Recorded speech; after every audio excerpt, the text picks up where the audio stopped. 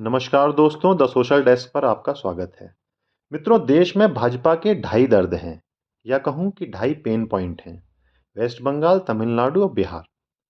ढाई इसलिए कह रहा हूँ क्योंकि बिहार में लंबे समय से बीजेपी जेडीयू के साथ सत्ता में बनी हुई है, पर केंद्र में लंबे समय से सत्ता में होने के बावजूद बीजेपी कोई भी मुख्यमंत्री इन राज्यों में, या कहूँ कि स्वतंत्र मुख्यमंत्री इन राज्यों में अपना नहीं बना पाई है। आज हम चर्चा करने जा रहे हैं पश्चिम बंगाल के बारे में, जहां 2026 में विधानसभा चुनाव होने हैं। दोस्तों, 2014 से लगातार केंद्र में बीजेपी की सरकार है और कड़ी मशक्कत करने के बाद भी भाजपा कोई भी बड़ी सफलता पश्चिम बंगाल में हासिल नहीं कर सकी है, या कहूं कि उल्टा उसने जो कुछ थोड़ा बहुत पिछले कुछ वर्षों के परिश्रम से पाया था, उस पर भी पानी फिर गया। 2019 में लोकसभा चुनाव में भाजपा को बड़ी सफलता मिली थी। 18 सीटें वो पहली बार जीत के आई। 40% वोट शेयर मिला। लगभग 50-50 वाला मामला टीएमसी के साथ था। 2021 में विधानसभा चुनाव के पहले भाजपा ने बंगाल में एक नारा दिया, वो था दीदी ओ दीदी। ये नारा भाजपा के लिए उल्टा पड़ गया, या कहूं कि बूमरैंग कर गया। भाजपा को लगा था कि इस नारे से वो ममता बनर्जी पर सीधा हमला कर उन्हें सत्ता से बाहर कर देगी, पर यहीं बीजेपी से एक बड़ी गलती हो गई। गलतियां हो जाती हैं दोस्तों, कभी कभी बड़ी बड़ी पार्टियों से भी रणनीति बनाने में गलतियां हो जाती हैं। दरअसल ममता बनर्जी का बंगाल में अगाध सम्मान है। लोग बहुत इज्जत करते हैं ममता बनर्जी की बंगाल में, क्योंकि वो 34-35 वर्ष का कम्युनिस्टों की सरकार को खाड़ फेंक कर सत्ता में आई थी। लोग टीएमसी से नाराज हैं, हो सकते हैं, परंतु ममता बनर्जी पर यदि कोई निजी वार करे तो बंगाल के लोगों को वो हरगिज बर्दाश्त नहीं है। नतीजा ये हुआ कि बीजेपी जो 2024 में सरकार बनाने के हसीन सपने देख रही थी, उसे मात्र 77 सीटें मिली और ममता बनर्जी फुल मेजोरिटी के साथ सत्ता में वापसी करती हैं, चीफ मिनिस्टर बन जाती हैं। अभी 2025 चल रहा है, 2026 में फिर से बंगाल में विधानसभा चुनाव है, पर इस बार बीजेपी ने अपनी रणनीति में दो बड़े बदलाव किए हैं। पुरानी गलतियों से बीजेपी सीख रही है और इस बार बहुत फूंक फूंक कर बंगाल में कदम रख रही है। पहला, इस बार बीजेपी सीधे तौर पर ममता बनर्जी से नहीं भिड़ रही है, ना ही किसी तरह का निजी आरोप लगा रही है।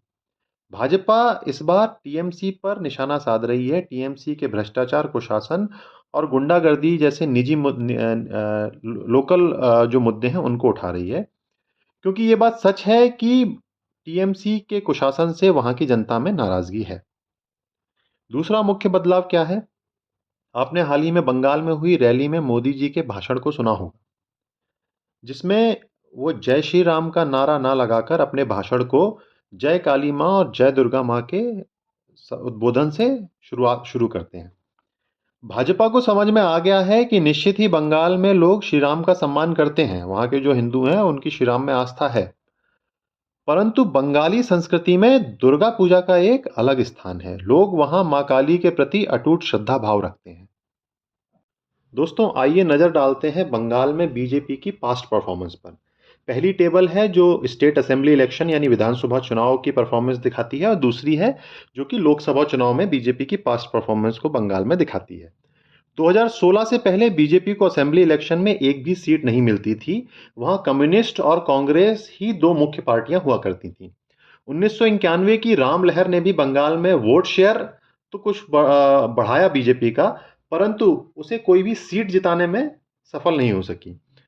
दोस्तों, अब साल आता है 2014, केंद्र में बीजेपी की सरकार बनती है और मोदी जी प्रधानमंत्री बनते हैं। बीजेपी यहां से बंगाल को लेकर गंभीरता से रणनीति बनाना शुरू करती है, जिसके परिणाम स्वरूप 2016 में पहली बार तीन सीटों पर भाजपा जीत दर्ज करती है। दोस्तों, ये भाजपा के लिए संजीवनी जैसा था। जिस राज्य में कभी कमल न खिला हो, वहां 3 सीट जीतना भी बहुत बड़ी बात थी।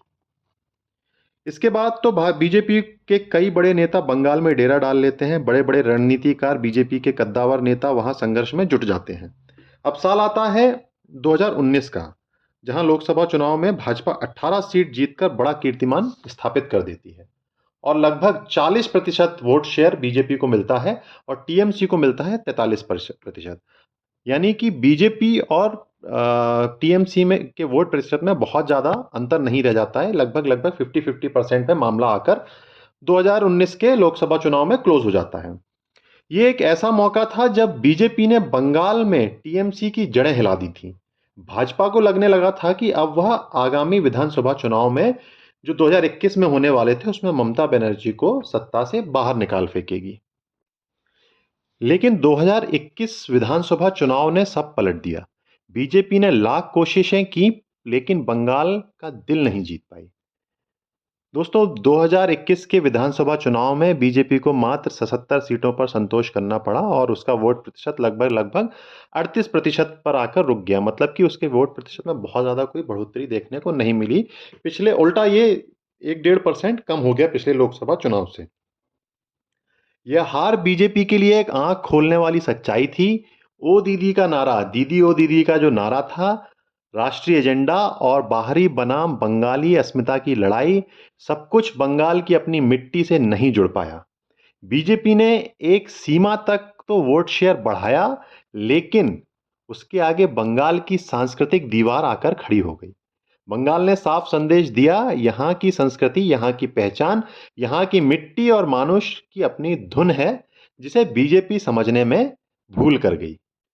इस हार के बाद बीजेपी ने अपनी रणनीति को पूरी तरह से रीडिजाइन किया। अब टारगेट ममता बनर्जी नहीं बल्कि टीएमसी के भ्रष्टाचार, कुशासन और स्थानीय स्तर पर व्याप्त समस्याओं को बनाया जा रहा है।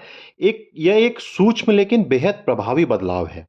दीदी पर वार करने से लोगों की सहानुभूति मिलती थी, लेकिन टीएमसी पर वार करने से या टीएमसी पर सवाल उठाने से पार्टी के शासन, नीतियों और स्थानीय मुद्दों पर बहस शुरू होती है। दोस्तों, जैसा कि मैंने आपको बताया कि 2019 और 2021 के चुनावों में बीजेपी के वोट प्रतिशत में कोई खासी बढ़ोतरी नहीं हुई। मतलब 2019 के लोकसभा चुनाव में जहां उसे लगभग 40% वोट मिला और 2021 के विधानसभा चुनाव में उसको लगभग 39% वोट मिला।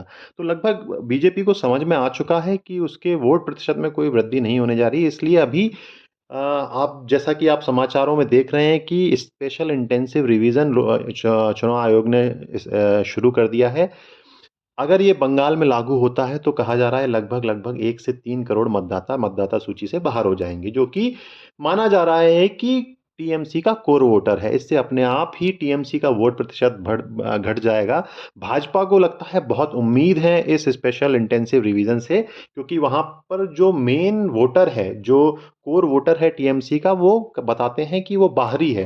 बांग्लादेश और म्यांमार से आए लोगों को वहां बसाया गया है, जिनके वोटर आईडी कार्ड बनाए गए हैं, जिस पर कि इलेक्शन कमीशन आगे जाके वार करने वाला है।